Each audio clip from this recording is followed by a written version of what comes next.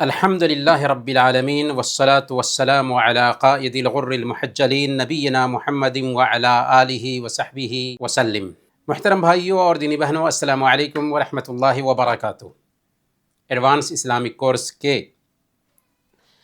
فقہ کے کلاس میں آپ سب کا ہم ویلکم کرتے ہیں، اور یہ 5واں کلاس ہوگا۔ پچھلے کلاس میں ہم وضو کے بارے میں بات کر رہے تھے، اس حوالے سے جو کچھ باقی تفصیل تھی رہ گئی تھی، انشاءاللہ اسے مکمل کریں گے۔ پھر موضع پر مسح کے بارے میں بھی جانیں گے، اور پھر جنابت کے مسائل بھی جانیں گے۔ تو بہت اہم باتیں آج کے کلاس میں بھی ہونے والی ہیں۔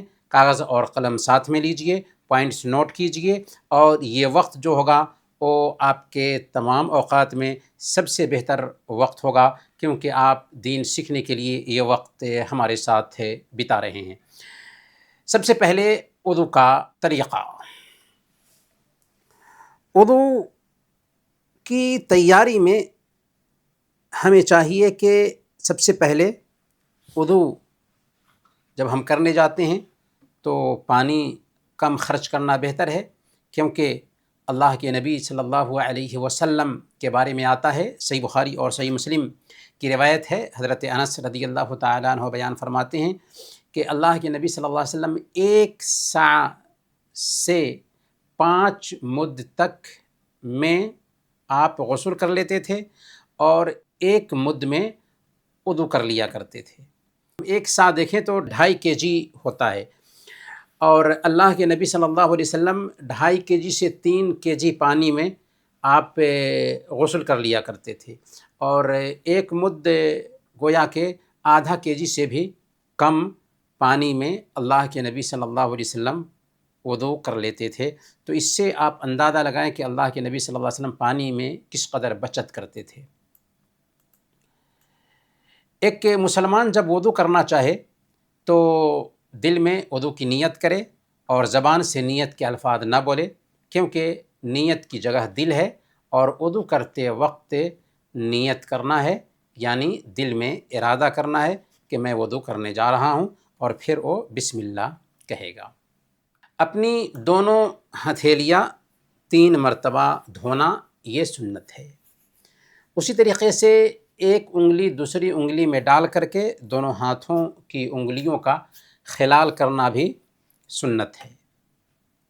پھر کلی کرے، یعنی منہ میں پانی ڈالے، پھر نکالے، پھر ناک میں پانی ڈالے، اور جس پانی سے کلی کیا ہے اسی آدھے پانی سے ناک میں بھی پانی ڈالے، اور ناک میں پانی چڑھانے میں مبالغہ کرے، وبالغ فی الاستنشاق الا ان تکون صائما، کہ پانی چڑھانے میں مبالغہ کرو الا یہ کہ تم روزے سے ہو، تو روزے سے ہیں تو پانی چڑھانے میں مبالغہ نہیں کریں گے۔ پھر ناک صاف کرے، یعنی ناک میں پانی چڑھانے کے بعد پانی ناک سے باہر نکالیں، اور کلی اور ناک میں ایک ہی چلو سے پانی لیا جائے گا، اور ایک ہی مرتبہ منہ میں آدھا پانی ڈالیں گے، اور پھر ناک میں آدھا پانی ڈالیں گے۔ یہ سب سے بہتر طریقہ ہے۔ اس کے بعد چہرہ کو دھوئے، اور چہرہ کو دھونا یہ وضو کے فرائض میں سے ہے، اور 3 مرتبہ چہرہ کو دھونا یہ افضل اور بہتر ہے۔ چہرے کی چوہدی کیا ہوگی؟ تو لمبائی میں چہرے کی سیما یہ ہے کہ پیشانی کا اوپری حصہ، یعنی جہاں سے سر کے بال اگتے ہیں، یہاں سے داڑھی کے نیچے والے ٹھوری تک، اور چوڑائی میں ایک کان سے لے کر کے دوسرے کان تک چہرہ کہلاتا ہے۔ وہ سفیدی جو کانوں اور گالوں کے درمیان پائی جاتی ہے، چہرے کی سیما میں داخل نہیں ہے، یعنی سفیدی جو کان اور گال کے بیچ میں پائی جاتی ہے وہ چہرے کی سیما میں داخل نہیں ہے۔ بس جو ہم نے بتایا کہ بال کے اگنے کی جگہ سے لے کر کے ٹھوری تک، اور پھر ایک کان کے لو سے دوسرے کان تک، ادھر جو سفیدی پائی جاتی ہے کانوں اور گالوں کے درمیان میں، وہ چہرے کی سیما میں شامل نہیں ہے، تو اگر وہ اس تک پانی نہیں پہنچا تو کوئی حرج کی بات نہیں ہے۔ داڑھی کا خلال کرنا بھی اس میں شامل ہے۔ داڑھی کے خلال کا طریقہ یہ ہے کہ ایک مٹھی پانی لے کر کے ٹھوری کے نیچے ڈالیں اور داڑھی کا خلال کریں۔ یہ ایک طریقہ ہوا۔ کیسے کہ پانی لیں اور ٹھوری کے نیچے ڈالیں اور داڑھی کا خلال کریں۔ دوسرا طریقہ یہ ہے کہ مٹھی بھر پانی لیں اور پھر اپنی داڑھی کا کنگھی کی طرح خلال کریں۔ بہرحال داڑھیوں کا خلال کرنا چاہیے انگلیوں سے۔ پھر دونوں ہاتھوں کو کوہنیوں تک دھوئیں، اور یہ بھی وضو کے فرائض میں سے ایک فرض ہے کہ دونوں ہاتھوں کو کوہنیوں تک دھویا جائے۔ سنت یہ ہے کہ پہلے دائیں ہاتھ سے شروع کریں، پھر بائیں ہاتھ کو دھوئیں، اور 3 مرتبہ دھونا یہ سنت ہے۔ کوہنی جو ہے یہ دھونے کے حکم میں شامل ہے۔ اگر کوہنیاں چھوٹ جاتی ہیں، نہیں دھوئی جاتی ہیں، تو گویا کہ وضو نہیں ہوگا، تو کوہنیوں کو دھونا ضروری ہے۔ پھر ایک بار دونوں کانوں سمیت پورے سر کا مسح کریں۔ دونوں کانوں سمیت پورے سر کا مسح کریں۔ اگر ٹوپی ہے، غترہ ہے، تو اس کو ہٹائیں گے اور پورے سر کا مسح کریں گے۔ یہ بھی وضو کے فرائض میں سے ایک فرض ہے، اور سر کے اگلے حصہ سے مسح کی شروعات کریں گے۔ سر کے اگلا حصہ سے مسح کا شروعات کریں گے، پھر دونوں ہاتھوں کو گدی تک لے جائیں گے، اور پھر وہاں سے واپس وہیں لے کر آئیں گے جہاں سے شروع کیا تھا۔ تو سر کے بال اگنے کی جگہ سے شروع کریں گے اور ہاتھ کو گدی تک لے جائیں گے، اور پھر دونوں ہاتھ کو لوٹا کر کے وہیں تک لائیں گے جہاں سے شروع کیا تھا۔ تو پورے سر کا ہمیں مسح کرنا ہے۔ پھر دونوں کانوں کا اسی تر ہاتھ سے مسح کریں گے جس سے آپ نے سر کا مسح کیا تھا۔ ہاتھ تر تھا، سر کا مسح کیا، اور پھر اس کے بعد دونوں کانوں کا اسی تر ہاتھ سے مسح کرنا ہے جس سے ہم نے سر کا مسح کیا تھا۔ سنت یہ ہے کہ شہادت کی جو دونوں انگلیاں ہیں ان سے کانوں کا مسح کیا جائے، اندر والے حصے کا، اور کانوں کے پچھلے حصہ کا انگوٹھے سے مسح کیا جائے۔ دونوں شہادت کی انگلیوں سے کانوں کے اندر حصے کا مسح کیا جائے گا، اور پچھلے حصے کا انگوٹھے سے مسح کیا جائے گا۔ پھر اس کے بعد دونوں پاؤں کو ٹخنوں تک دھونا ہے، ٹخنوں سمیت دھونا ہے، اور یہ بھی وضو کے فرائض میں سے ایک فرض ہے۔ سنت یہ ہے کہ پہلے دایاں پیر دھوئیں، پھر بایاں پیر دھوئیں۔ اس کا مطلب یہ ہوا کہ اگر کسی نے دائیں ہاتھ کی بجائے بائیں ہاتھ کو پہلے دھو لیا تو سنت کی مخالفت ہوئی، لیکن وضو ہو جائے گا۔ یہ ترتیب کے خلاف نہیں ہے۔ دایاں پیر دھونے کی بجائے بایاں پیر پہلے دھو لیا تو سنت کے خلاف ہوگا، لیکن وضو ہو جائے گا۔ البتہ جیسے سنت ہے ویسے ہی برتنا چاہیے، ویسے ہی کرنا چاہیے۔ تو سنت یہ ہے کہ پہلے دایاں پیر دھویا جائے، پھر بایاں پیر دھویا جائے۔ کتنی مرتبہ؟ 3 مرتبہ۔ دونوں ٹخنوں کو دھونا بھی ضروری ہے۔ یہ ٹخنے ہیں جو فوٹو میں آپ کو دکھائی دے رہے ہیں پیچھے سے، تو ٹخنوں کو دھونا ضروری ہے۔ ٹخنا کیا ہے؟ اصل میں پاؤں کے پہلو میں نچلی جو پنڈلی ہے، پنڈلی میں پھیلی ہوئی دونوں طرف کی جو ہڈیاں ہوتی ہیں، انہی ہڈیوں کو دراصل ٹخنا کہتے ہیں۔ دونوں پیروں کی انگلیوں کا خلال کرنا بھی سنت ہے۔ فقہا کہتے ہیں کہ اپنے بائیں ہاتھ کی چھوٹی انگلی کے ذریعہ اپنے دائیں پاؤں کی چھوٹی انگلی سے خلال کی جائے۔ کیسے؟ کہ اپنے بائیں ہاتھ کی چھوٹی انگلی سے دائیں پیر کی چھوٹی انگلیوں سے خلال کی شروعات کرے اور پھر انگوٹھے تک لے جائیں۔ پھر دائیں پیر سے شروعات کرنے کی اہمیت کی وجہ سے، کیونکہ دائیں پیر سے شروع کرنا یہ اللہ کے نبی صلی اللہ علیہ وسلم کی سنت ہے کہ آپ کنگھی کرنے میں، طہارت حاصل کرنے میں دائیں طرف سے شروع کرتے تھے۔ تو دائیں طرف سے شروع کرنے کی اہمیت کو سامنے میں رکھتے ہوئے بائیں پاؤں کا خلال انگوٹھے سے شروع کریں۔ کیوں انگوٹھے سے شروع کریں؟ کیونکہ جب ہم دائیں ہاتھ سے شروع کریں گے تو اس ناحیہ سے بائیں پاؤں کا خلال انگوٹھے سے شروع ہوگا، کیونکہ دائیں پاؤں کا دایاں حصہ چھوٹی انگلی ہے، جبکہ بائیں پاؤں کا داہنا حصہ انگوٹھا ہے، اور یہ خلال بائیں ہاتھ کی چھوٹی انگلی سے کرنا چاہیے تاکہ کوئی پریشانی نہ ہو۔ تو دائیں طرف سے کرنا ہے، اور دائیں ہاتھ کی انگلی سے دائیں پیر کا خلال کرنا ہے، اور بائیں پیر کی انگلی کا بائیں ہاتھ کی انگلی سے خلال کرنا ہے، چھوٹی انگلی سے، تاکہ پریشانی نہ ہو۔ بہرحال خلال کرنا بھی سنت ہے، اور خلال اس لیے کیا جاتا ہے تاکہ پانی ہر جگہ پر پہنچ جائے۔ اب سوال یہ ہے کہ جس کے ہاتھ کٹے ہوئے ہوں اس کے لیے کیا حکم ہے؟ تو جس کے ہاتھ کٹے ہوئے ہوں وہ باقی جو فرد ہے اس کو دھوئے گا۔ مثال کے طور پر اگر اس کا آدھا بازو کٹ گیا ہوا ہے تو صرف باقی جو بازو ہے اس کو دھوئے گا، اس سے زیادہ کی مانگ نہیں، کیونکہ اس کا آدھا بازو کٹا ہی ہوا ہے۔ اسی طرح جس آدمی کی انگلیاں کٹی ہوئی ہوں تو کوہنیوں تک کا جو باقی حصہ ہے، باقی حصہ کو دھوئے گا۔ اور اگر کوہنی کے جوڑ کے اوپر سے کٹا ہوا ہو تو اب تو کچھ رہ ہی نہیں گیا، تو دھونا ہی ساقط ہو جائے گا۔ مثال کے طور پر کوہنی کے جوڑ کے اوپر سے اس کا ہاتھ کٹا ہوا ہے تو دھونے والا حصہ رہا ہی نہیں، تو اب دھونے کی ضرورت ہی نہیں ہے۔ اسی طریقے سے اگر پاؤں کا کوئی حصہ کٹ جائے تو باقی حصہ کو دھوئیں گے۔ کان کا بھی یہی حال ہے کہ اگر کان کا کچھ حصہ کٹ جائے تو باقی حصہ کا مسح کرنا ہے، اور اگر پورا حصہ کٹ جائے تو کان کے باہر کے حصے کا مسح جو ہے وہ جاتا رہے گا، کیونکہ کان ہے ہی نہیں۔ تو کان ہے ہی نہیں تو مسح کس چیز کا کریں گے؟ تو تین چونکہ آسان ہے اس لیے ہر جگہ پر آسانی آ جاتی ہے۔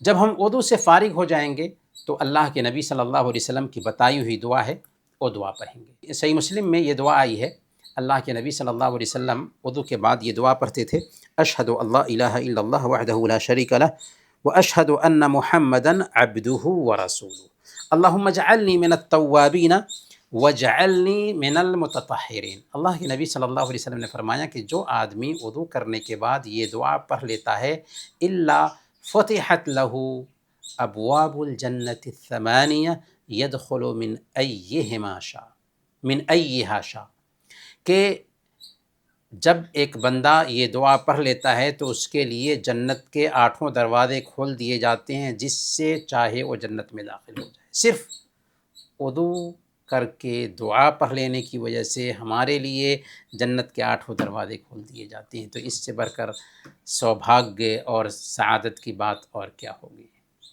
وضو کے بعد 2 رکعت نماز پڑھنا بھی سنت ہے، البتہ اگر کوئی سنت مؤکدہ پڑھ لیتا ہے، کیونکہ ظہر سے پہلے کا وقت ہے یا مغرب سے پہلے کا وقت ہے، تو اس سے پہلے 2 رکعت سنت بھی ثابت ہے، اگرچہ یہ سنت مؤکدہ نہیں ہے۔ تو اگر سنت مؤکدہ پڑھ لیتا ہے تو پھر وضو کی جو 2 رکعت ہے وہ ساقط ہو جائے گی، اور اسی کے اندر اس کو بھی جمع کر سکتے ہیں۔ یہاں تک کہ کوئی آدمی مغرب سے پہلے کی 2 رکعت سنت پڑھتا ہے اور تحیۃ المسجد کو بھی اس میں جمع کر لیتا ہے، اسی طریقے سے وضو کی 2 رکعت کو بھی اسی میں جمع کر لیتا ہے، تو کئی نیتوں کا اس کو ثواب مل جائے گا۔ صحیح مسلم کی روایت ہے، حضرت بلال رضی اللہ تعالیٰ عنہ سے ایک دن اللہ کے نبی صلی اللہ علیہ وسلم نے فرمایا تھا، اخبرنی بارجع عمل عملتہ فی الاسلام، کہ بلال تم اپنے کسی اچھے امید افزا عمل کے بارے میں بتاؤ کہ تم نے جو اسلام لانے کے بعد کیا ہو۔ انہوں نے کہا کہ یا رسول اللہ ایسا کوئی امید افزا یا امید رکھنے والا عمل تو نہیں ہے، البتہ میری عادت یہ ہے، میرا عمل یہ ہے کہ میں جب بھی وضو کرتا ہوں جس حد تک ہو پاتا ہے میں کچھ نمازیں پڑھ لیتا ہوں۔ اللہ کے نبی صلی اللہ علیہ وسلم نے فرمایا تھا کہ میں نے اپنے آگے جنت میں تمہارے جوتے کی آواز سنی، تو بتاؤ آخر تم کون سا عمل کرتے ہو؟ تو یہ بات انہوں نے کہی تھی۔ تو اس سے پتہ یہ چلا کہ اگر ہم سے ہو سکتا ہے کہ وضو کے بعد جس وقت بھی ہو کچھ نمازیں پڑھ لیں تو یہ بہت بڑی سعادت کی بات ہے۔ اسی طریقے سے صحیح مسلم میں یہ روایت بھی آئی ہے، حضرت حمران رحمۃ اللہ علیہ اپنے مالک کے حضرت عثمان بن عفان رضی اللہ تعالیٰ عنہ سے یہ روایت نقل کرتے ہیں، جس میں انہوں نے وضو کا طریقہ بتایا ہے، اور اس کے اخیر میں حضرت عثمان رضی اللہ تعالیٰ عنہ نے بیان فرمایا کہ اللہ کے نبی صلی اللہ علیہ وسلم نے فرمایا کہ من توضأ نحو وضوئی ھذا، جس نے میرے وضو کے جیسے وضو کیا، یعنی اس طریقے پر وضو کیا، ثم صلی رکعتین لا یحدث فیہما نفسہ الا غفر اللہ لہ ما تقدم من ذنبہ، کہ جو آدمی اچھی طرح سے وضو کرتا ہے جیسے میں نے وضو کیا ہے، اور پھر 2 رکعت نماز ادا فرماتا ہے اچھی طرح سے خشوع کے ساتھ میں، تو اللہ تعالیٰ اس کے پچھلے گناہوں کو معاف فرما دیتا ہے۔ تو بہرحال ہمیں تحیۃ الوضو کا بھی اہتمام کرنا چاہیے۔ تو خلاصہ یہ سمجھیں کہ وضو کا طریقہ یہ ہے کہ سب سے پہلے ہم کیا کریں؟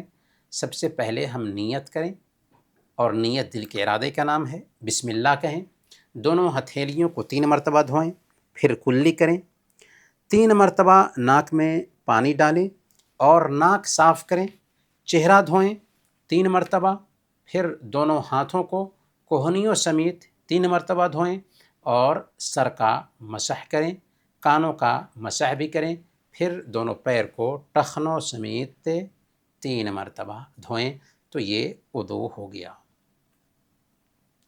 وضو توڑ دینے والی چیزیں کون کون سی ہیں، یعنی وہ کون کون سی چیزیں ہیں جن سے وضو ٹوٹ جاتا ہے؟ تو سب سے پہلے نمبر پر وضو توڑ دینے والی چیزوں میں سے پیشاب اور پیخانہ کے راستے سے نکلنے والی کوئی بھی چیز ہو تو اس سے وضو ٹوٹ جائے گا۔ پیشاب، پیخانہ، ہوا کا نکلنا، مزی، منی، اس سے وضو باطل ہو جاتا ہے۔ ودی بھی وضو باطل ہو جائے گا۔ اسی طریقے سے اگر پیشاب یا پیخانہ کے راستے کے علاوہ کسی اور راستے سے پیشاب پیخانہ نکلے تو اس سے بھی وضو ٹوٹ جائے گا۔ کیوں؟ اس لیے کہ پیشاب اور پیخانہ ہی نکلا ہے، اگرچہ پیشاب اور پیخانے کے راستے سے نہیں نکلا۔ لیکن اگر خون یا قے وغیرہ پیشاب پیخانے کے راستے کے علاوہ کسی اور جگہ سے نکلے تو اس سے وضو نہیں ٹوٹے گا، صحیح قول کے۔ حضرت حسن بصری رحمۃ اللہ علیہ فرماتے ہیں ما زال المسلمون یصلون فی جراحاتہم، کہ مسلمان اپنے زخموں میں نماز پڑھتے رہے ہیں اور زخم سے خون وغیرہ بھی گرتا ہے تو اس سے بہرحال وضو نہیں ٹوٹے گا۔ دوسرے نمبر پر نیند یا بے ہوشی یا نشے کی وجہ سے عقل جاتی رہے تو اس سے بھی وضو ٹوٹ جائے گا۔ سنن ابی داؤد کی روایت ہے، حضرت علی رضی اللہ تعالیٰ عنہ بیان فرماتے ہیں کہ آنکھیں شرمگاہ کی ڈوری ہیں، جو سو جائے اسے چاہیے کہ وضو کرے۔ البتہ یہ بات نوٹ کیجئے کہ اونگ سے وضو نہیں ٹوٹتا، اور نیند اور اونگ میں فرق یہ ہے کہ اونگ کی وجہ سے ایک انسان کا سر ہلتا ہے، دائیں بائیں جھکتا ہے، لیکن نیند میں ایک انسان کے اعضاء ڈھیلے پڑ جاتے ہیں، اگر وہ بیٹھا ہوا ہے اور ٹیک نہیں لگایا ہوا ہے تو وہ گر جائے گا، کیونکہ اعضاء اس کے ڈھیلے پڑ گئے ہیں، تو گویا کہ یہ نیند ہے اور نیند کی وجہ سے وضو ٹوٹتا ہے۔ اونگ آ جائے تو اس سے وضو نہیں ٹوٹتا۔ دلیل کیا ہے؟ سنن ابی داؤد کی روایت ہے، حضرت انس رضی اللہ تعالیٰ عنہ بیان فرماتے ہیں کہ کان اصحاب رسول اللہ صلی اللہ علیہ وسلم ینتظرون العشاء الآخرۃ حتی تخفق رؤوسهم، کہ اللہ کے نبی صلی اللہ علیہ وسلم کے صحابہ عشاء کی نماز کا انتظار کرتے تھے یہاں تک کہ اونگ کی وجہ سے ان کے سر جھک جاتے تھے۔ ثم یصلون ولا یتوضؤون، پھر وہ نماز پڑھتے تھے اور وضو نہیں کرتے تھے۔ تو یہ سنن ابی داؤد کی بالکل اوتھینٹک روایت ہے۔ اس سے پتہ یہ چلتا ہے کہ اونگ سے وضو نہیں ٹوٹتا، نیند سے وضو ٹوٹتا ہے۔ اسی طریقے سے عقل زائل ہو جائے نشہ کی وجہ سے یا جس چیز کی وجہ سے تو اس سے بھی وضو ٹوٹ جائے گا۔ تیسری چیز جس سے وضو ٹوٹ جاتا ہے شرمگاہ کو بغیر حائل کے چھونا ہے۔ سنن ابی داؤد کی روایت ہے، حضرت بصرہ بنت صفوان رضی اللہ تعالی عنہ بیان کرتی ہیں کہ نبی اکرم صلی اللہ علیہ وسلم نے فرمایا من مس ذکرہ فلیتوضا، جس آدمی نے اپنی شرمگاہ کو چھوا وہ چاہیے کہ وضو کرے، وہ چاہیے کہ وضو کرے۔ تو اس سے پتہ یہ چلا کہ اگر آدمی اپنی شرمگاہ کو بغیر کسی حائل کے چھو لیتا ہے تو اس کا وضو ٹوٹ جائے گا۔ جبکہ بعض اہل علم نے اس حوالے سے شرط رکھی ہے۔ یہ سارے مسائل جاننے سے کیا ہوتا ہے کہ ہمیں دین کا نالج ہوتا ہے اور نالج کے حساب سے ہم دین پر عمل کر پاتے ہیں۔ بعض اہل علم نے کہا ہے کہ اگر شہوت کے ساتھ شرمگاہ کو چھوتا ہے تب وضو ٹوٹے گا، بغیر شہوت کے اگر چھو لے تو وضو نہیں ٹوٹے گا۔ سنن ابی داؤد کی روایت سے ان لوگوں نے استدلال کیا ہے، جو طلق بن علی کی روایت ہے کہ اللہ کے نبی صلی اللہ علیہ وسلم نے بیان فرمایا تھا انما ہوا بضعۃ منک، کہ وہ تو تمہارے جسم کا ایک حصہ ہے، یعنی شرمگاہ بھی تمہارے جسم کا ایک حصہ ہے، تو اس سے گویا کہ وضو نہیں ٹوٹے گا۔ اسی حوالے سے ایک اور مسئلہ آتا ہے کہ بچے کی شرمگاہ کو چھونے سے کیا وضو ٹوٹ جائے گا؟ کبھی کبھار بچے کو کپڑا نہیں پہنائے ہوئے ہوتے ہیں اور ایسے ہی گود میں اٹھا لیتے ہیں، شرمگاہ پہ ہاتھ پڑ گیا، یا ماں ہوتی ہے جو بچے کے پیخانہ کو دھوتی ہے، تو کیا اس کی وجہ سے وضو ٹوٹ جائے گا یا نہیں ٹوٹے گا؟ تو شیخ ابن باز رحمۃ اللہ علیہ نے کہا کہ وضو ٹوٹ جائے گا، اور یہی فتویٰ دائمی کمیٹی کا بھی ہے، فتویٰ اللجنہ دائمہ جو سعودی عرب کی کمیٹی ہے اس کا بھی یہی فتویٰ ہے۔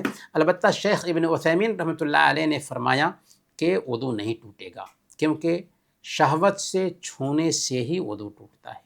تو شہوت سے چھونے کی شرط رکھنے کی وجہ سے اگر بچے کے پیشاب پیخانے کو دھوتی ہے ایک ماں تو وضو نہیں ٹوٹے گا۔ اس کے ساتھ ساتھ ایک اور بات یہاں پر بتائی جاتی ہے کہ یہ ایسا مسئلہ ہے جو بہت ہی عام ہے اور سب لوگوں کے گھروں میں اسے برتا جاتا ہے، تو اگر اس کی وجہ سے وضو ٹوٹنے والی بات کہی جائے گی تو لوگ تنگی میں پڑ جائیں گے، اسی کو عموم بلوہ کہا جاتا ہے۔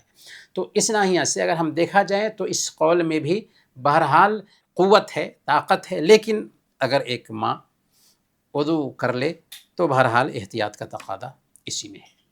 کھانے پینے کی چیزوں میں سے اونٹ کا گوشت کھانے سے صرف وضو ٹوٹ جائے گا۔ صحیح مسلم کی روایت ہے، حضرت جابر بن سمرہ رضی اللہ تعالیٰ عنہ بیان کرتے ہیں کہ ایک آدمی نے اللہ کے نبی صلی اللہ علیہ وسلم سے پوچھا کیا ہم بکری کا گوشت کھانے کے بعد وضو کریں؟ آپ نے فرمایا اگر چاہو تو وضو کرو اور چاہو تو نہ کرو۔ پھر انہوں نے پوچھا کہ کیا ہم اونٹ کا گوشت کھانے کے بعد وضو کریں؟ آپ نے فرمایا نعم فتوضأ من لحوم الابل، ہاں اونٹ کا گوشت کھانے کے بعد وضو کرو۔ صحیح مسلم کی بالکل آتھینٹک روایت ہے، اس سے پتہ یہ چلا کہ اونٹ کا گوشت کھانے سے وضو ٹوٹ جاتا ہے، لہذا ایک مسلمان کو شریعت کے حکم کے سامنے سر ٹیکتے ہوئے اونٹ کا گوشت کھانے کے بعد وضو کر کے نماز پڑھنا چاہیے۔ ہاں اگر اونٹ کے گوشت کا شوربہ پیتے ہیں یا اونٹ کا دودھ پیتے ہیں تو اس سے وضو نہیں ٹوٹے گا، اس سے وضو نہیں ٹوٹے گا۔ پانچویں چیز جس سے وضو ٹوٹ جاتا ہے وہ ہے اسلام سے پھر جانا، اسلام سے مرتد ہو جانا۔ اللہ تعالی ہم سب کی ایمان کی حفاظت فرمائے۔ کوئی آدمی اگر نعوذ باللہ اسلام سے پھر جائے، مرتد ہو جائے، تو اس کے تمام اعمال برباد ہو جاتے ہیں، ضائع ہو جاتے ہیں، جن میں ایک وضو بھی ہے۔ اصل تو ایمان ہے، ایمان ہی کھو دیا تو وضو کا کیا اعتبار، لیکن مسئلہ کے طور پر ہم اس کو جانتے ہیں۔ اللہ تعالیٰ نے سورہ الزمر آیت نمبر 65 میں بیان فرمایا لئن اشرکت لیحبطن عملک، کہ اگر آپ نے بھی شرک کیا تو آپ کے بھی اعمال اکارت جائیں گی۔ یہ بات کسے کہی جا رہی ہے؟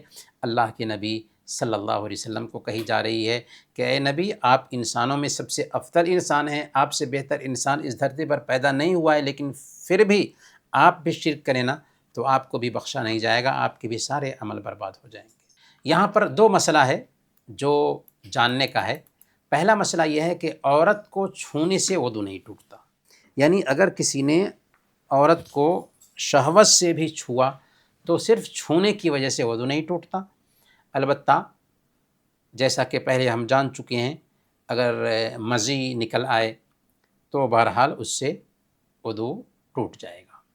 دوسرا مسئلہ یہ ہے کہ میت کو چھونے سے، اٹھانے سے اور غسل دینے سے بھی وضو نہیں ٹوٹتا ہے۔ البتہ اگر کسی نے میت کو غسل دیا ہے اور وہ وضو کر لیتا ہے تو اچھی بات ہے، لیکن اس کی وجہ سے وضو نہیں ٹوٹتا، کیونکہ میت کی شرمگاہ پر ہاتھ رکھنا بھی صحیح نہیں ہے۔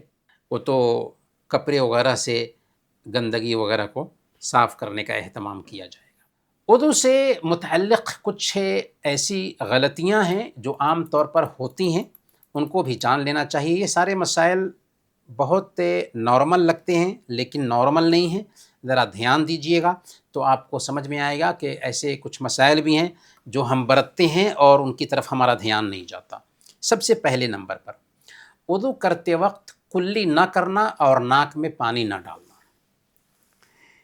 اگر کوئی آدمی وضو کر رہا ہے اور وضو کرتے وقت کلی نہیں کیا، ناک میں پانی نہیں ڈالا اور جلدی جلدی چہرہ دھو لیا تو اس کا وضو نہیں ہوگا، وضو باطل ہو جائے گا۔ کیوں؟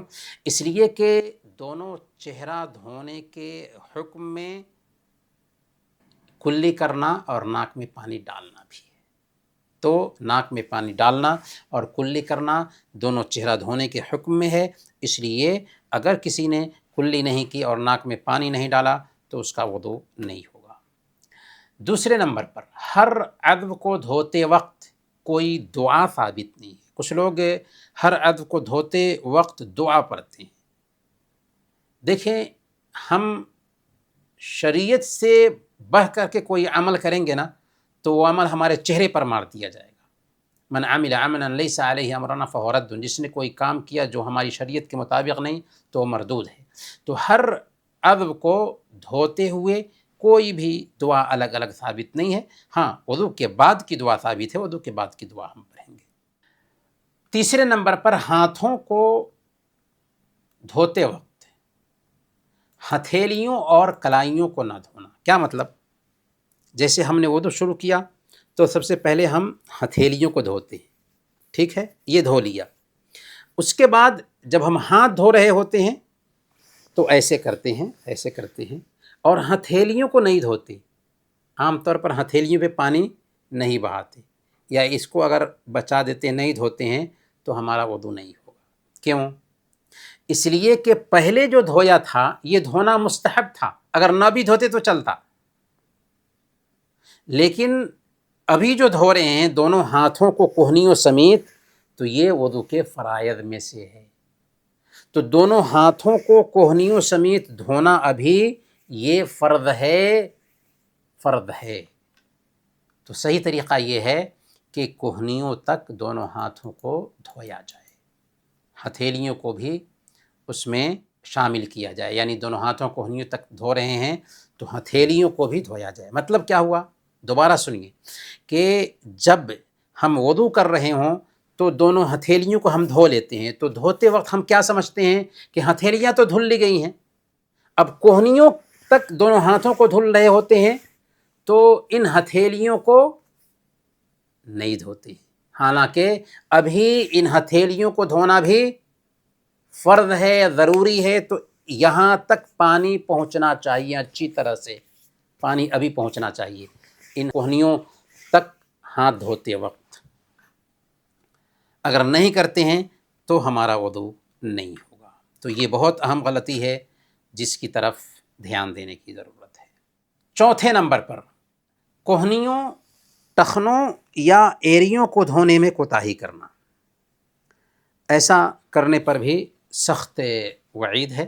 کوہنیوں کو دھونا چاہیے، ٹخنوں کو دھونا چاہیے، ایریوں کو اچھی طرح سے دھونا چاہیے۔ اگر کوتاہی ہوئی تو وضو نہیں ہوگا۔ اللہ کے نبی صلی اللہ علیہ وسلم نے صحیح مسلم کی روایت کے مطابق بیان فرمایا، ویل للعقاب من النار، ایریوں کے لیے آگ اور جہنم کی تباہی ہے۔ اسی طریقے سے نبی اکرم صلی اللہ علیہ وسلم نے ایک آدمی کو دیکھا جس کے پاؤں پر ناخن کے برابر جگہ سوکھی رہ گئی تھی، تو اللہ کے نبی صلی اللہ علیہ وسلم نے اس سے کیا فرمایا تھا؟ واپس جاؤ اور وضو اچھی طرح سے کرو۔ تو ہلکی سی جگہ بھی اگر سوکھی رہ گئی ہے کہیں بھی تو وضو نہیں ہوگا۔ تو بے احتیاطی نہیں برتنی چاہیے، بہت احتیاط کے ساتھ میں وضو کرنا چاہیے۔ وضو کے اعضاء کو 3 بار دھونا یہ سنت ہے، لیکن 3 سے زیادہ مرتبہ دھونا یہ غلطی ہے۔ بہت سارے لوگ وسوسہ کا شکار بھی ہوتے ہیں یا بے احتیاطی میں ایسا کرتے ہیں۔ بہرحال 3 سے زیادہ مرتبہ دھونا یہ سنت کے خلاف ہے۔ اللہ کے نبی صلی اللہ علیہ وسلم نے اس کو غلو اور حد سے تجاوز کرنے میں شامل کیا ہے، لہذا 3 سے زیادہ مرتبہ اعضائے وضو کو نہیں دھونا چاہیے، اور وسوسہ آتا ہے اس کو دور کرنا چاہیے۔ 6 نمبر پر پانی کے استعمال میں فضول خرچی نہیں ہونی چاہیے۔ اللہ تعالیٰ فرماتا ہے وَلَا تُسْرِفْ وَإِنَّهُ لَا يُحِبُّ الْمُسْرِفِينَ، اسراف نہ کرو، فضول خرچی نہ کرو، یقیناً اللہ تعالیٰ اسراف کرنے والوں کو پسند نہیں کرتا ہے۔ اور ابھی آپ نے جانا ہے کہ اللہ کے نبی صلی اللہ علیہ وسلم ایک مد سے وضو کر لیتے تھے اور ایک سا سے غسل کر لیتے تھے، تو ہمیں اپنے نبی کو آئیڈیل بنانا چاہیے۔ 7ویں نمبر پر وضو کی غلطیوں میں سے غلطی ہے 3 بار سر کا مسح کرنا۔ کچھ لوگ جو ہے نا مسح کرتے ہیں تو 1 مرتبہ، پھر 2 مرتبہ، پھر 3 مرتبہ، 3 مرتبہ مسح کرتے ہیں، حالانکہ یہ صحیح نہیں، مسح صرف 1 مرتبہ ہونا چاہیے۔ امام ابن القیم رحمۃ اللہ علیہ نے زاد المعاد میں لکھا ہے والصحیح انہ لم یکرر مسح راسہ، صحیح بات یہ ہے کہ اللہ کے نبی صلی اللہ علیہ وسلم نے سر کا مسح تکرار کے ساتھ نہیں کیا، 1 ہی مرتبہ کیا۔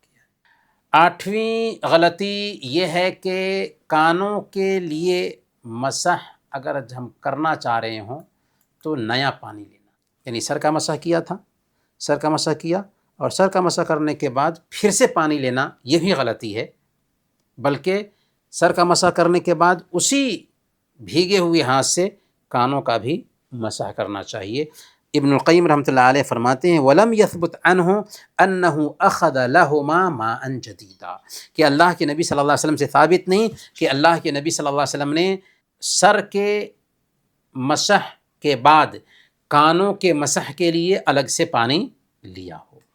9ویں نمبر پر وضو میں گردن کا مسح کرنا بھی کچھ لوگ یوں کرتے ہیں، گردن کا مسح کرنا بھی ثابت نہیں ہے اللہ کے نبی صلی اللہ علیہ وسلم سے۔ امام ابن القیم رحمۃ اللہ علیہ فرماتے ہیں وَلَمْ يَصِحْ عَنْهُ فِي مَسْحِ الْعُنُقِ حَدِيثٌ البتہ، کہ گردن کے مسح کے بارے میں اللہ کے نبی صلی اللہ علیہ وسلم سے کوئی بھی حدیث ثابت نہیں ہے، تو ہمیں وہی کرنا چاہیے جو اللہ کے نبی صلی اللہ علیہ وسلم سے ثابت ہو۔ اسی طریقے سے 10ویں نمبر پر وضو کے بعد دعا پڑھتے ہوئے اشہد اللہ الہ الا اللہ کہتے ہوئے آسمان کی طرف انگلی اٹھانا۔ شیخ ابن عثیمین رحمۃ اللہ علیہ فرماتے ہیں لا اصل لہ البتہ، لا اعلم لہ اصلا، شیخ ابن عثیمین رحمۃ اللہ علیہ فرماتے ہیں لا اعلم لہ اصلا، اس کی کوئی اصلیت نہیں، اس کی کوئی دلیل نہیں۔ یہ بھی ثابت نہیں ہے کہ ہاتھوں کو کوہنیوں سے اوپر اور پاؤں کو ٹخنوں سے اوپر تک دھویا جائے۔ حضرت ابو ہریرہ رضی اللہ تعالیٰ عنہ سے یہ روایت آتی ہے، لیکن اللہ کے نبی صلی اللہ علیہ وسلم کا یہ عمل نہیں تھا۔ اللہ کے نبی صلی اللہ علیہ وسلم نے جتنا عضو دھونے کا حکم دیا ہے اور جو واجب بتایا ہے وہی ہمارے لیے کافی ہے، اس سے تجاوز کرنا بہرحال بہتر نہیں ہے۔ تو ہاتھوں اور کوہنیوں سے اوپر زیادہ سے زیادہ حصے کو دھونا یہ بھی دراصل مبالغہ میں شامل ہوگا۔ اب ہمیں جاننا ہے کہ وضو میں مباح اور جائز کام کیا کیا ہے۔ وضو میں مباح اور جائز کاموں میں سب سے پہلے نمبر پر بات چیت کرنا، یعنی وضو کرتے ہوئے اگر کوئی آدمی بات کر رہا ہے تو منع نہیں ہے اس سے۔ دین کا اصول ہے کہ جس عام دنیاوی کام سے منع نہ کیا جائے وہ جائز ہے اور درست ہے، تو وضو کے بیچ بات کرنا جائز ہے۔ دوسرے نمبر پر وضو میں کسی دوسرے سے مدد لینا بھی جائز ہے۔ اگر کوئی بزرگ آدمی ہے اور دوسرا آدمی اس کے اوپر پانی ڈال رہا ہے اور وہ وضو کر لے رہے ہیں تو کوئی حرج کی بات نہیں ہے۔ صحیح بخاری اور صحیح مسلم میں آتا ہے، حضرت اسامہ بن زید رضی اللہ تعالیٰ عنہ فرماتے ہیں، لمبی حدیث ہے اس میں، فجعلت اصب علیہ ویتوضأ، میں اللہ کے نبی صلی اللہ علیہ وسلم پر پانی ڈالنے لگا اور آپ وضو کرنے لگے۔ تو اس سے پتہ یہ چلا کہ وضو میں کسی دوسرے آدمی کی مدد کرنا، خاص طور پر بزرگ لوگوں کی مدد کرنا جائز ہے۔ تیسرے نمبر پر وضو کے بعد اعضائے وضو کو تولیہ وغیرہ سے سکھانا بھی جائز ہے۔ حضرت میمونہ رضی اللہ تعالیٰ عنہ کی ایک روایت میں جو آتا ہے کہ اللہ کے نبی صلی اللہ علیہ وسلم غسل کر کے نکلے تو آپ کو تولیہ پیش کیا تو آپ نے نہیں لیا، تو وہ دراصل کسی خاص وجہ سے، یا ہو سکتا ہے کہ اللہ کے نبی صلی اللہ علیہ وسلم چاہتے رہے ہوں کہ بدن پہ پانی رہے، گرمی کا موسم رہا ہو، جس کی وجہ سے آپ نے نہیں لیا، ورنہ حضرت میمونہ رضی اللہ تعالیٰ عنہ کا تولیہ دینا خود اس بات کے لیے دلیل ہے کہ اللہ کے نبی صلی اللہ علیہ وسلم وضو کے بعد اعضائے وضو کو صاف کرتے تھے۔ تو اعضائے وضو کو پہنچنے سے منع کرنے والی کوئی دلیل نہیں پائی جاتی، اس لیے یہ جائز ہے کہ وضو کرنے کے بعد اعضائے وضو کو تولیہ وغیرہ سے صاف کیا جائے۔ اب ہم موضع پر مسح کے احکام جانیں گے۔ سب سے پہلے یہ بات نوٹ کیجئے کہ ہماری شریعت میں آسانی کا پہلو بہت زیادہ پایا جاتا ہے۔ کیوں؟ اس لیے کہ یہ شریعت اللہ تعالیٰ کی دی ہوئی شریعت ہے۔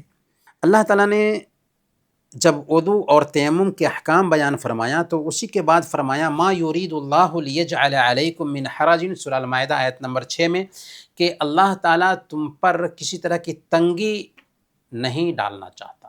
تو گویا کہ جب ہم سفر میں ہوں یا سردی میں ہوں یا عام کام وغیرہ میں ہم جاتے ہیں اور موزے پہنے ہوئے ہوتے ہیں طہارت کی حالت میں، تو موزہ کو نکال کر کے پھر پیر دھونا ایک طرح سے مشقت ہوتی ہے، تکلیف ہوتی ہے، پریشانی ہوتی ہے۔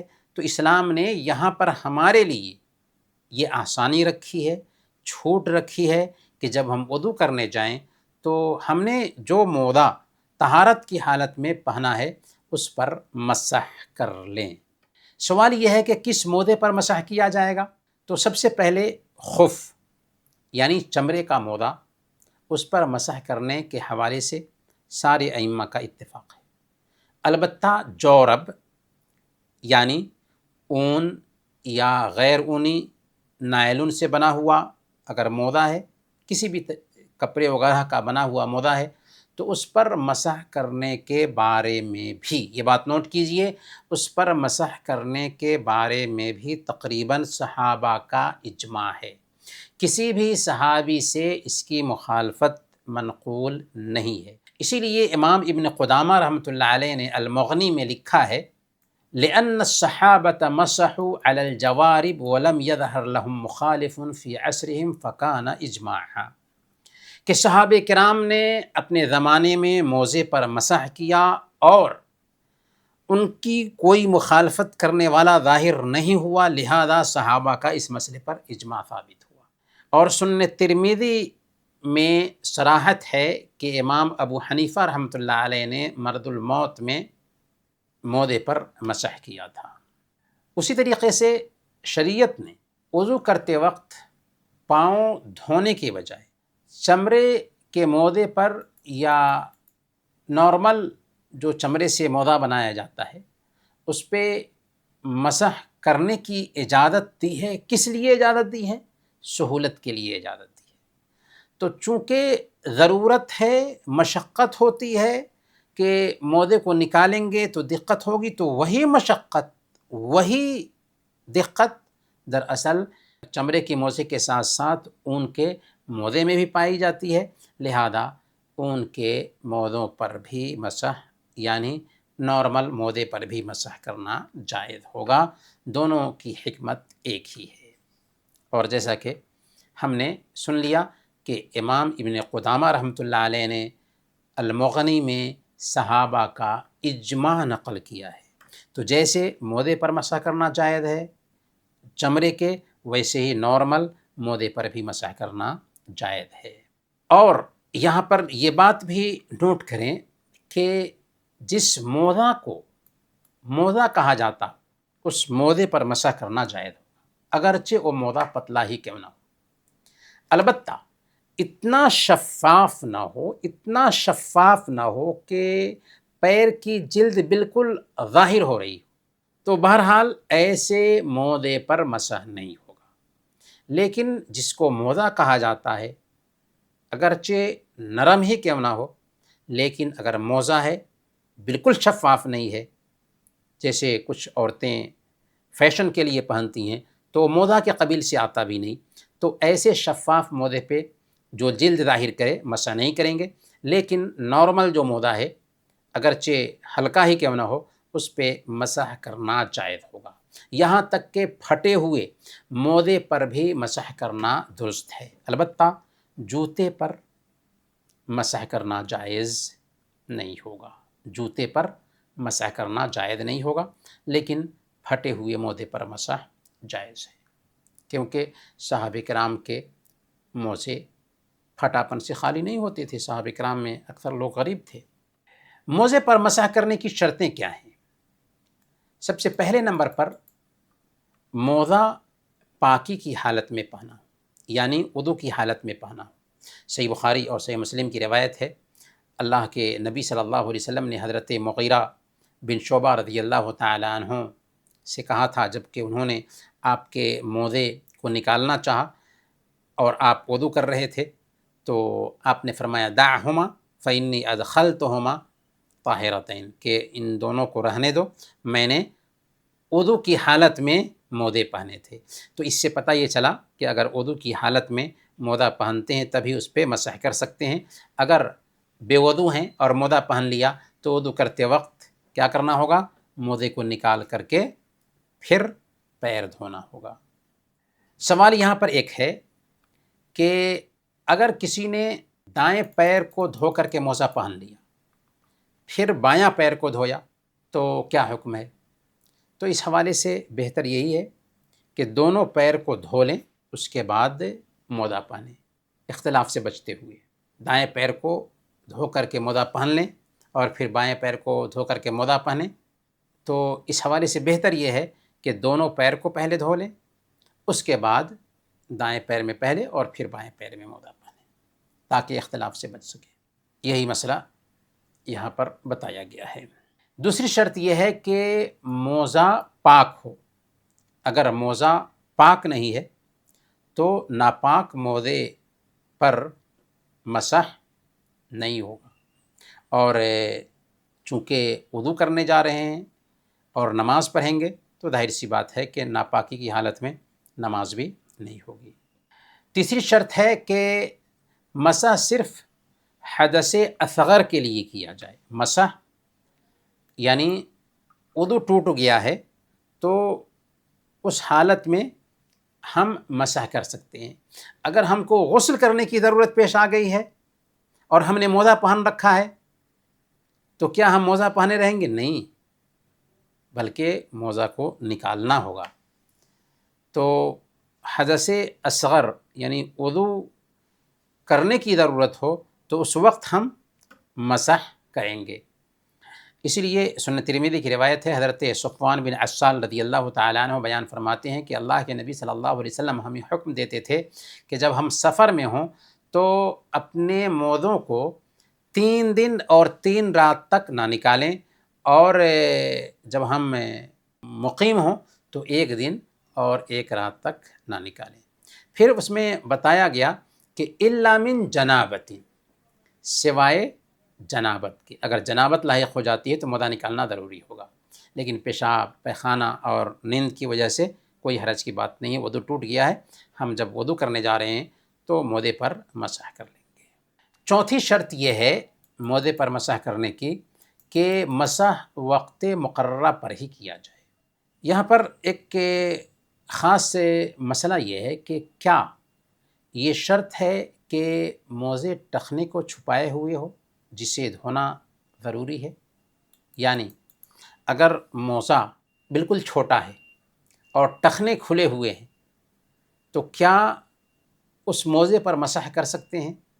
تو جمہور اہل علم کی رائے یہی ہے کہ ہاں، ضروری ہے کہ موزے ان اعضاء کو چھپائے ہوئے ہوں جن کا دھونا ضروری ہے۔ یعنی اگر ٹخنا کھلا ہوا ہے تو جمہور اہل علم کی نظر میں ایسے موزے پہ مسح جائز نہیں ہوگا، لیکن ابن حزم، امام ابن تیمیہ اور ابن عثیمین رحمۃ اللہ علیہ کی رائے ہے کہ ٹخنے کھلے ہوئے ہوں تو ان پہ مسح کر سکتے ہیں۔ بہرحال اس میں اختلاف ہے، لیکن احتیاط یہی ہے کہ ٹخنے وغیرہ ڈھکے ہوئے ہوں یا ان اعضاء کو چھپائے ہوئے ہوں، جتنا دھونا وضو کے وقت میں ضروری ہے۔ کیا ناپاک موضع پر مسح کیا جا سکتا ہے؟ ناپاک موضع پر مسح نہیں کیا جا سکتا، یہ بات واضح ہو گئی ہے۔ کیا تیمم کرنے کے بعد موضوع پر مسح کیا جا سکتا ہے؟ یعنی کسی آدمی نے پانی نہ ملنے کی وجہ سے تیمم کیا تھا اور پھر موزہ پہن لیا، تیمم کیا تھا، موزہ پہن لیا تو طہارت میں تو تھا، اب اگلی نماز آتی ہے تو کیا وہ اس موضع پر وضو کرتے وقت مسح کر سکتا ہے؟ تو نہیں کر سکتا۔ اگر کسی نے مٹی سے تیمم کیا ہو اور پھر موزے پہن لیا ہو تو وہ ان موضوع پر مسح نہیں کر سکتا۔ کیوں نہیں کر سکتا؟ کیونکہ تیمم کا تعلق پیر سے ہے ہی نہیں، اس کا تعلق صرف چہرے اور دونوں ہتھیلی سے ہے۔ تو اسی لیے اگر کوئی آدمی موزہ پہنا ہے تیمم سے طہارت حاصل کر کے، اور اگلی بار جب کہ وہ وضو کرنے جا رہا ہے تو اس کے لیے موزہ کو نکال کر کے پیر دھونا ہو، تو گویا کہ وضو کر کے موزہ پہنا ہے تبھی اگلے وضو میں مسح کر سکتے ہیں، یہ مسئلہ بھی ہے۔ اچھا، اب سوال یہ ہے کہ مسح کرنا افضل ہے یا پیر دھونا افضل ہے؟ یعنی ایک آدمی موزہ پہنے ہوا تھا، وہ وضو کرنے جا رہا ہے، تو اس کے لیے افضل ہے کہ موزہ نکال کر کے پیر دھوئے یا افضل ہے کہ موزے پر مسح کرے؟ تو اگر آدمی موزہ پہنے ہوا تھا تو اس کے لیے افضل اور بہتر ہے کہ موزے پر مسح کرے۔ کیوں؟ اس لیے کہ اللہ کے نبی صلی اللہ علیہ وسلم کی حدیث ہے، ان اللہ یحب ان تؤتی رخصہ کما یکرہ ان تؤتی معصیتہ، کہ اللہ تعالیٰ اس بات کو پسند کرتا ہے کہ اس کی رخصت کو اپنایا جائے، جیسے اس بات کو ناپسند کرتا ہے کہ اس کی معصیت کا کوئی کام کیا جائے۔ اور دوسری حدیث میں ہے کہ صدقۃ تصدق اللہ علیکم فاقبلوا صدقۃ، کہ یہ چھوٹ جو ہے یہ اللہ کی طرف سے ایک صدقہ ہے، اللہ نے تم کو صدقہ دیا لہذا اللہ کے صدقہ کو قبول کرو۔ تو ہمیں چاہیے کہ اللہ تعالیٰ نے جو چھوٹ دیا ہے اس چھوٹ کو اختیار کریں، اور اللہ تعالیٰ کو یہ پسند ہے کہ بندہ اللہ تعالیٰ کی چھوٹ سے فائدہ اٹھائے، تو بہتر ہے کہ ہم مسح کریں۔ اگر موزہ پہن رکھے ہیں تو یہ نہیں کہ اس کے لیے اہتمام سے موزہ پہنیں اور پھر وضو کرنے جائیں تو ہم مسح کریں گے، بلکہ موزہ ہم نے پہنا ہوا تھا طہارت کی حالت میں، اور پھر جب ہم وضو کرنے جاتے ہیں اگلے وضو میں تو اس وقت ہم موزے کو نکالیں گے نہیں بلکہ مسح کریں گے، اور یہ افضل ہے۔ اور حدیث آپ نے سن لیا کہ ان اللہ یحب ان تؤتی رخصہ کما یکرہ ان تؤتی معصیتہ، اللہ تعالیٰ اس بات کو پسند کرتا ہے کہ اس کی رخصت کو قبول کیا جائے۔ اسی طریقے سے یہ ایک صدقہ ہے جو اللہ تعالیٰ نے ہمیں دیا ہے، تو اللہ کے صدقہ کو قبول کرنا ہے۔ اگر کسی نے دو موزے پہنے ہوں تو اس پر مسح جائز ہوگا۔ ٹھنڈی کے زمانے میں ایسا ہوتا ہے کہ ایک آدمی نے ایک موزہ پہنا پھر دوسرا موزہ پہن لیا، تو دو موزہ پہنا ہوا ہے تو کیا اس پہ مسح ہو سکتا ہے؟ تو اگر کسی نے وضو کر کے ایک ساتھ ہی دو موزے پہن لیے تو اوپر والے موزے پر مسح کرنا جائز ہوگا۔ کیوں؟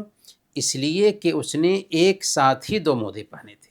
لیکن اگر کسی نے ایک موزہ پہنا اور اس کا وضو ٹوٹ گیا، پھر وضو ٹوٹنے کے بعد دوسرا موزہ بھی پہن لیا تھا اور وضو کا وقت ہوا تو اب مسح کرنے جا رہا ہے، تو اوپر والے موزے کو نکالنا ہوگا۔ کیوں نکالنا ہوگا؟ اس لیے کہ اس کا وضو ٹوٹ گیا تھا، پھر اس نے اوپر میں موزہ پہنا۔ امید کہ مسئلہ واضح ہوگا۔ موزے پر مسح کی مدت کیا ہوگی؟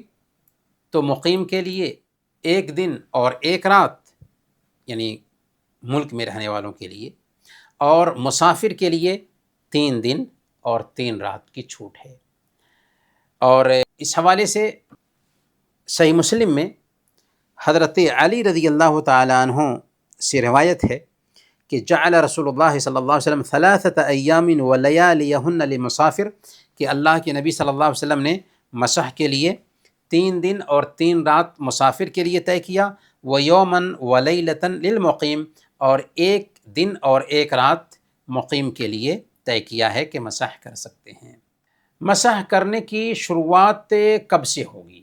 یعنی ہم نے وضو کیا فجر کے وقت اور موزہ پہن لیا، ظہر میں ہم مسح کرنے جا رہے ہیں، وضو کیا تو اب مسح کی مدت کی شروعات کب سے ہوگی؟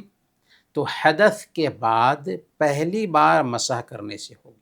جیسے ہم نے موزہ تو پہنا تھا فجر میں وضو کرنے کے بعد، لیکن ہم نے پہلی مرتبہ جو موزہ پہننے کے بعد وضو کیا ہے وہ ظہر میں کیا ہے، تو اعتبار ظہر کے وقت کا ہوگا، کیونکہ مسح ہم نے ظہر کے وقت کیا ہے۔ اس کا مطلب یہ ہوا کہ ہم نے اگرچہ موزہ پہنا تھا فجر میں، لیکن اگلے دن ظہر کے وقت تک مسح کر سکتے ہیں، 24 گھنٹہ تک۔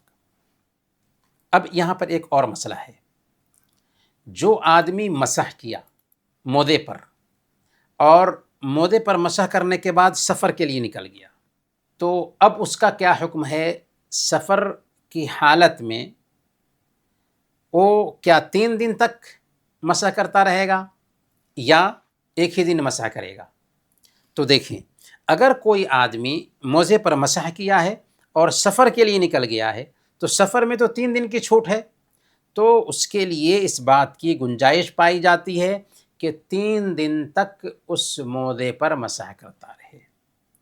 اور اگر کوئی آدمی سفر میں تھا اور موزے پر مسح کیا اور پھر آ جاتا ہے اپنے ملک، تو اس کے لیے اگرچہ اس نے مسح کی شروعات کی کہاں سے؟ سفر سے، لیکن جب مقیم ہو جاتا ہے تو ایک دن ہی اس موزے پر مسح کر سکتا ہے۔ اب آئیے موزے پر مسح کرنے کا صحیح طریقہ کیا ہے اس کو جانتے ہیں۔ موزہ پر مسح کرنے کا صحیح طریقہ یہ ہے کہ دونوں ہاتھوں کو پانی سے سب سے پہلے بھگا لیں، دونوں ہاتھوں کو پانی سے بھگائیں اور انگلیوں سے شروع کریں۔ دونوں ہاتھ تر ہو، دونوں ہاتھ بھیگے ہوئے ہوں اور انگلیوں سے شروع کریں، پھر پنڈلی تک مسح کریں۔ دایاں پیر دائیں ہاتھ سے اور بایاں پیر بائیں ہاتھ سے، یعنی بائیں طرف کے پیر کا مسح بائیں ہاتھ سے کریں گے اور دائیں طرف کے پیر کا مسح دائیں ہاتھ سے کریں گے۔ انگلیوں سے شروع کریں گے، بھیگی انگلیوں سے، اور پنڈلی تک اسے لے جائیں گے، بس پنڈلی تک، یوں اور یوں۔ مسح کہاں کیا جائے گا؟ تو مسح اوپری حصے پر ہی کیا جائے گا، مسح اوپری حصے پر ہی کیا جائے گا، پیچھے والے حصے پر مسح نہیں کیا جائے گا۔ بہت سارے لوگ دین کا نالج کم ہونے کی وجہ سے نیچے والے حصے پہ بھی مسح کرتے ہیں، یوں بھی اور یوں بھی کرتے ہیں، نہیں۔ سنن ابی داؤد کی روایت ہے، حضرت علی رضی اللہ تعالیٰ عنہ بیان فرماتے ہیں کہ لو کان الدین بالرأی لکان اسفل الخف اولا بالمسح من اعلی۔ اگر دین میں انسانی رائے کی گنجائش ہوتی تو حق یہ تھا کہ موزے کے نیچے والے حصے پر مسح کرنے کا حکم دیا جاتا۔ وقد رأیت رسول اللہ صلی اللہ علیہ وسلم یمسح علی ظاہر خفیہ، کہ ہم نے اللہ کے نبی صلی اللہ علیہ وسلم کو دیکھا کہ آپ اپنے اوپر والے حصے پہ مسح کرتے تھے، تو مسح اوپر والے حصے پہ ہی کیا جائے گا۔ سوال یہ ہے کہ کیا موزوں پر ایک سے زیادہ بار مسح کیا جائے گا؟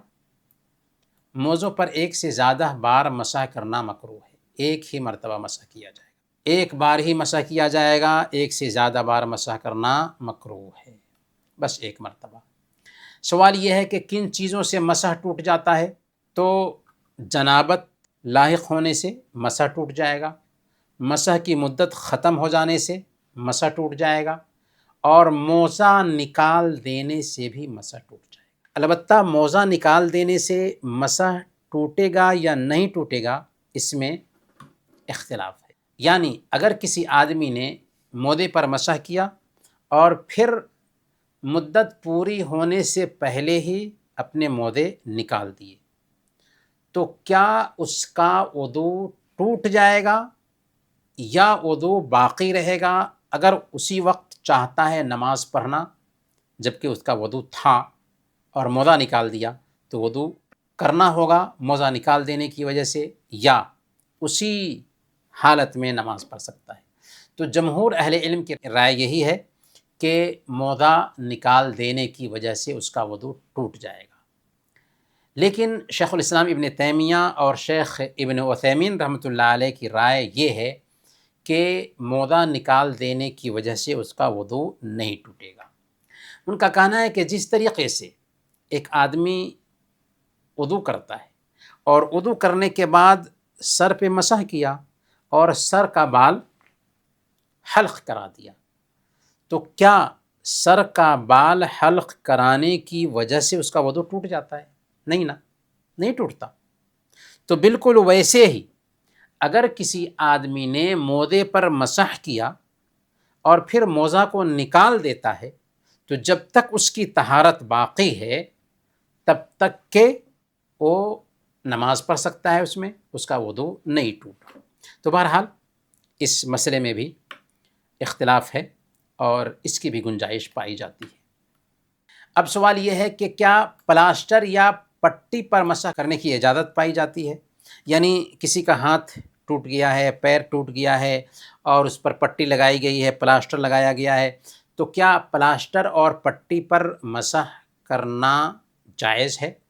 تو جی ہاں، پٹی یا پلاسٹر پر مسح کرنا جائز ہے اور باقی حصہ کو دھویا جائے گا، جہاں تک پلاسٹر ہے اس پہ مسح کیا جائے گا۔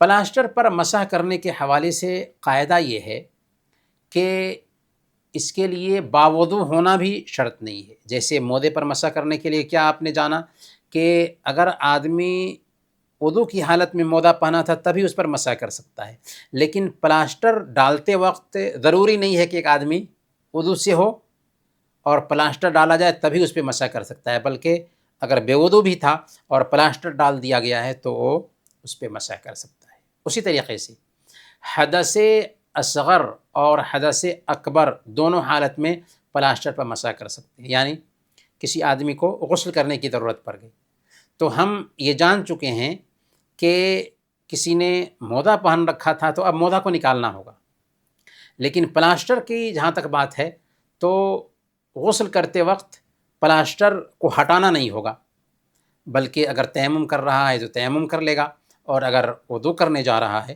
تو پلاسٹر پہ ہاتھ پھیر لے گا، مسح کر لے گا، کافی ہو سکتا ہے۔ اسی طریقے سے پلاسٹر کے لیے وقت بھی طے نہیں ہے، پلاسٹر کے لیے وقت بھی طے نہیں ہے کہ کتنے دنوں تک مسح کر سکتے ہیں۔ جیسے موزے پر مسح کرنے کے لیے اگر مقیم ہے تو 1 دن 1 رات تک، مسافر ہے تو 3 دن 3 رات تک طے ہے، لیکن پلاسٹر کے لیے ایسی کوئی شرط نہیں۔ گویا کہ پلاسٹر اور موزے میں فرق یہ ہے کہ موزے میں پہننے سے پہلے باوضو ہونا ضروری ہے جبکہ پلاسٹر میں پہننے سے پہلے باوضو ہونا ضروری نہیں ہے۔ اسی طریقے سے موزہ صرف چھوٹے حدث سے ہی طہارت حاصل کرتے وقت موزے پر مسح کریں گے، جبکہ یہاں پلاسٹر چاہے غسل ہو چاہے وضو ہو دونوں حالت میں مسح کر سکتے ہیں پلاسٹر پر۔ اسی طریقے سے مسافر ہے 3 دن اور 3 رات تک اور مقیم ہے تو 1 دن اور 1 رات تک رخصت ہے کس میں؟ موزے میں، جبکہ پلاسٹر کے لیے یہ رخصت نہیں ہے۔ کبھی تک جب تک پلاسٹر رہتا ہے تب تک کہ ایک آدمی اس پہ مسح کر سکتا ہے۔ تو یہ فرق کو سمجھنا چاہیے دین کے مسائل کو سمجھتے ہوئے۔